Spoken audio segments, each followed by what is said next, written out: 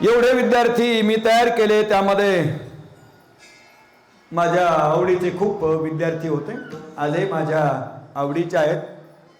पण हे 2-3 जण हे बारकाले होते, हुशार होते, त्यांचा आवाज चांगला होता आणि मला विश्वास होता की कुठल्याही फळामध्ये जर हे लावले तर हे आपला मठ अवमानित होईल असं काही करणार नाही.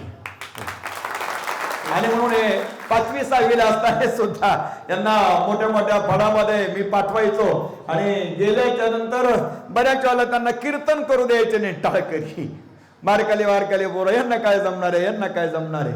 पण मी त्यांना समजून सांगायचो की नेमकं कीर्तन सुरू होईपर्यंत तुम्ही गावाच्या जवळ जाऊन बसा आणि कीर्तन सुरू झाल्याच्या नंतर जा, कारण ते तुम्हाला येऊ द्यायचे नाही रिंगणात. ते मोठाले पैलवान आहे, मोठाले माणसं बारकाल्याचा शिरकाव होऊ देत नाही.